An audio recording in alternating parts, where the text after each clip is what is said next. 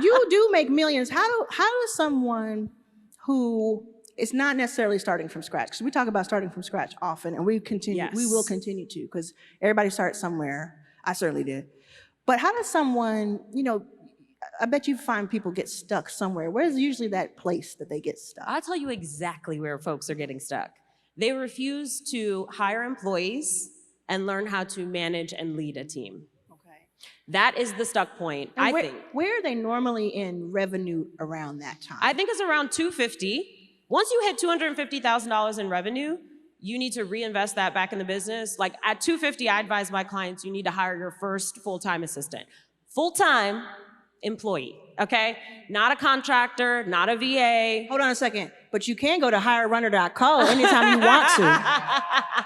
Until you get to that point, yes. And of course, before you get to that point, yes. Yeah, that's a good point. And even after, because I run an 8-figure business and we still have contractors on the team, but we also have obviously many employees as well. So, but you have to start hiring full-time team members. Because here's the thing, we have to decide, what do we want to build?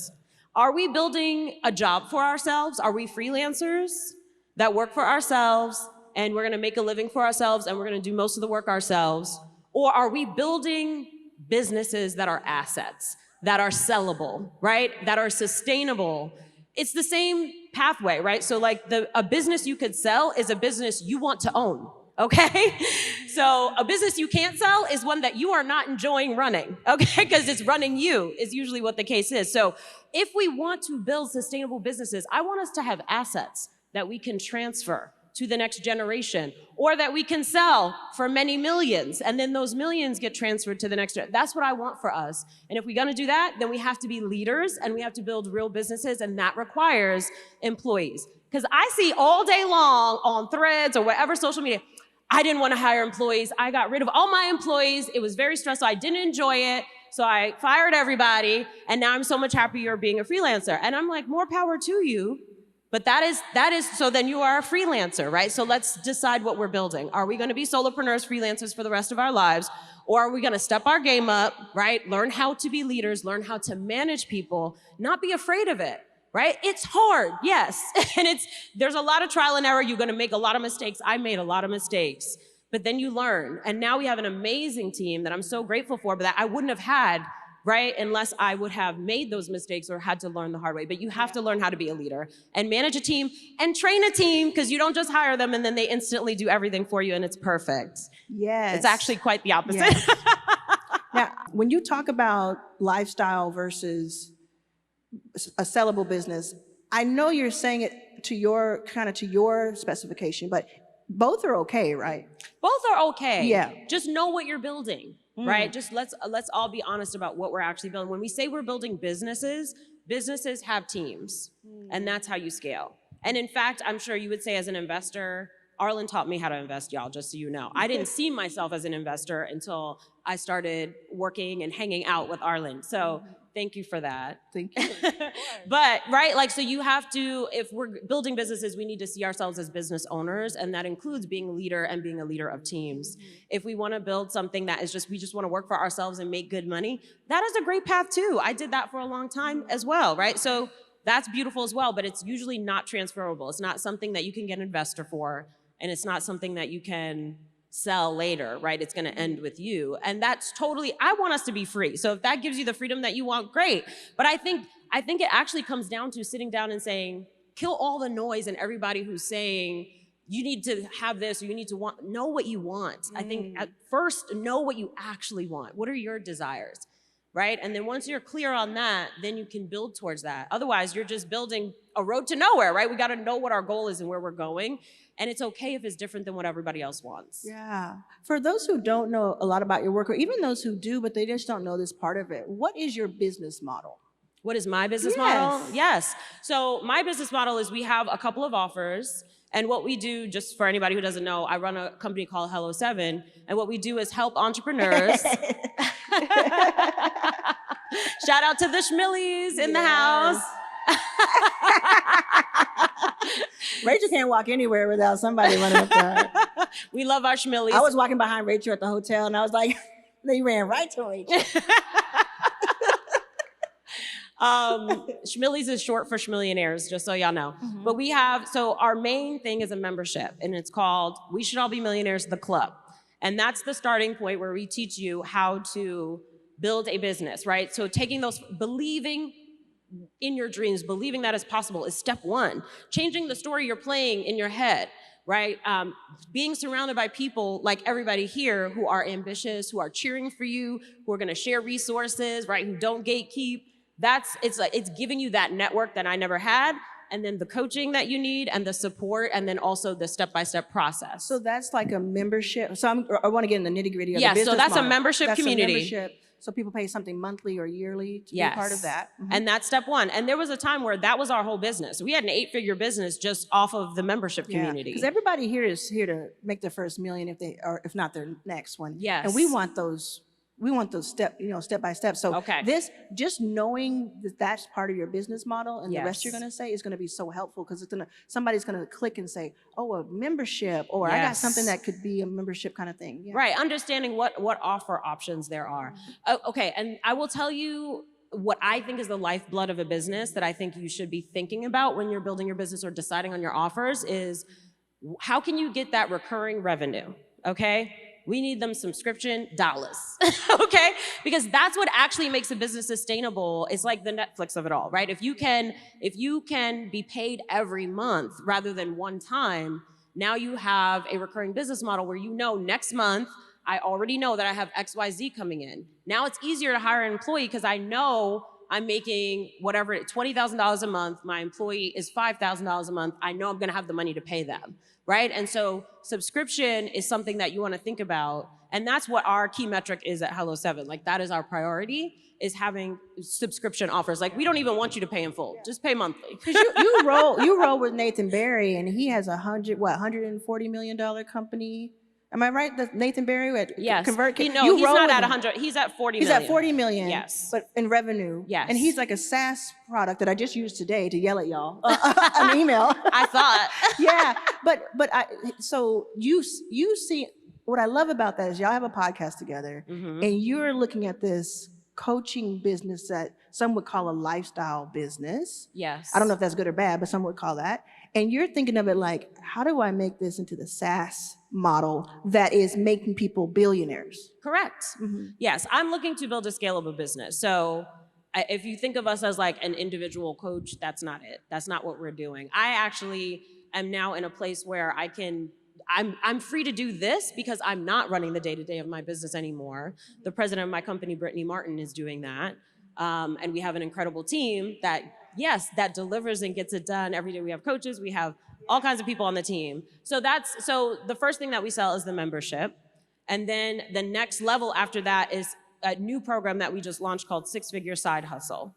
So we want you to go from, hey. And remember to listen to this not as a consumer, but as the person who could turn that into something. Exactly. So 6-Figure Side Hustle is the next step. What we discovered is when we survey our audience, which you should be doing all the time, talk to your people, right? Ask them, what do they want? What do they need? Ask them what you could be doing better.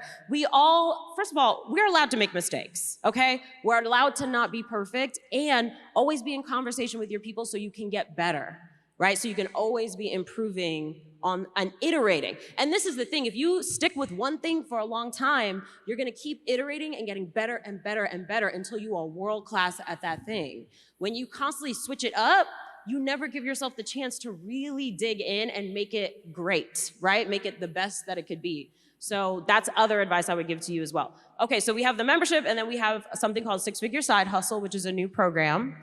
I'm actually giving y'all our new customer journey that we just created in Q1 of this year. Yeah, so this is exclusive. This is like brand new. The club, then 6-Figure Side Hustle. There's another program that we have not launched yet that is going to be called 7-Figure Freedom. So you see, we're walking you through the journey of building a business. That's the goal. And we just listened to our customers, and they said, we need this at this stage, and then we want this at this stage, and then we want this at this stage. And so we're like, okay, we're gonna build that. And we're gonna take our time to build it. It don't have to be now, right? So we're rolling out this new version of the club. then six-figure side hustle. And so the next thing will be seven-figure freedom. And that is like, okay, now you've gotten the six-figure side hustle. You were an employee, you had a side hustle, you were able to leave your job. Now you're making like, let's say 100,000 or 200,000. And now you're like, okay, I figured it out. I have my offer. I've got the basics now. Now I want to march towards becoming a seven-figure business. And so that's what will happen in that program. And it will be like kind of like a mastermind. And then the next level after that is you get to become a coach if you want to. So we can train you to become a Hello 7 coach. Yes, I have some of my coaches in the house today. Yes. So we launched a certification program where we certify other coaches, because part of the problem is we want to be able to serve as many people as possible. There's only one me. And so I trained coaches on my team to do what I do. And then we decided to train more people. So we trained our first cohort of Hello 7 coaches. Yes, cohort 1 is in the house representing. So over 100 business coaches that we trained in our specific methodology called the Grow Scale that teaches you exactly how to grow your business at every level. Okay, so that's what these coaches are equipped to do. So you should talk to them. If you heard somebody screaming just now. And I want to do a little hack, because I have lead magnets, and we could talk about that. But I think it's a great hack to do somebody's lead magnet, and then if you don't want to go further, don't go further, but get all the gems. Because I have watched some of your webinars for an hour and a half, and you give all the information out. You literally do. It's just that most people won't watch it. You give all the info. You have like little writing boards and calculations and everything. It's very fancy. Yes. when you launched your this is also will always be the seat where Issa Rae, I made Issa Rae laugh on this. For real. It was so good. Who was there for Issa Rae last night? I was. I saw you launch that coaching program in person at your event. And I think that's a great place for us to close out before you interview Mrs. Johnson, Mrs. Sheila Johnson. Talk to me just a bit about, like, we're at an event. This is my first year doing a big event like this. And first of all, wow.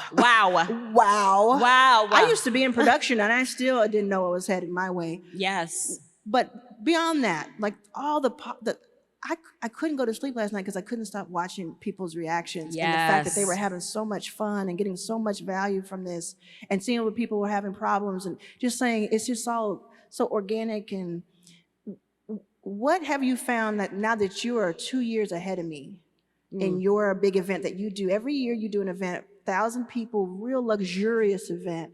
Just what? Also known as real expensive. Yeah. Oh, I know. Holly and I know that very well. Yes, oh my gosh. Yes, you do. But and so what most people don't get, and let's get real. What most people don't understand is that they see an event like ours, or they see an event like Rachel's, and they think, okay, I'm gonna do the math, this much per ticket, this many people, ooh, they're balling out of control. First of all, I'm not gonna go too much into it, but not every ticket is full price. Yeah, your ticket does not cover the cost of delivering this event. Does not cover it. Trust me. And then there's all these other things, and I don't want to complain, so we'll stop there. But my question really is, it's true. Hey, I got it too. That's great. I don't want to complain. I say that Rachel has a rich lady laugh. Don't she have a rich lady laugh? She's like, you just know that she has money when she laughs. I don't want to take her to like a restaurant where there's a lot of older white men and just sit with her and just tickle her. And just... Yes, we are rich. Thank you. Listen, I've had this laugh since I was 8, so it must be. I must have known. You must have known. I must have known. When we go back to the business model of it all, why have the event? And when I looked at it, I'll tell you my thesis. You tell me if I got this completely wrong. Okay. When I looked at it, I said, I know how expensive that is. At least I know that part of that point. Yes. And I know that it's two things.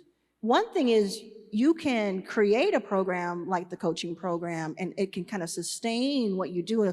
And you all talk about a flywheel. Yes. It's this wonderful flywheel. But the other thing is like the connections made from the people at the event is invaluable. Totally. And that comes back to you in some way from the universe. Is that what you were talking about? Yes, that's not why I did it. I mean, to be honest, I did it because I wanted us as a community to be together in person. Yeah. I just wanted those bonds there and that opportunity to connect. And I know that it could be like rocket fuel, right? Like you need something that gives you that boost that can sustain you all year long, right? Until the next one where you've got the network, you've got relationships, you have people to follow up with, you've learned some strategies to go implement.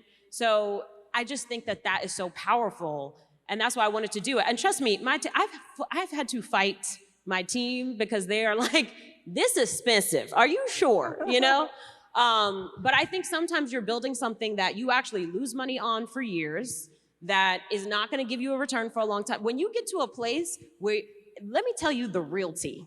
Let me give you the real tip, okay?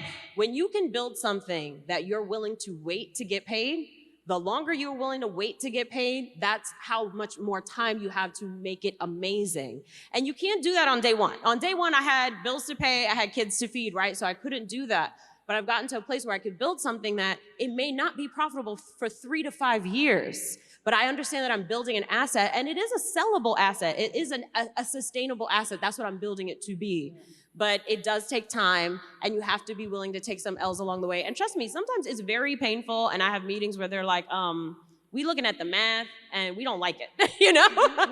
But when you have a vision, and I loved what Issa talked about, right? Like when you have a vision, you get people around you who are aligned with that vision, and you march towards it. And when you are innovating and creating something new, people are not gonna understand it. Sometimes everyone around you won't get it. That's okay. Believe for yourself enough in your vision that you're still gonna fight for it.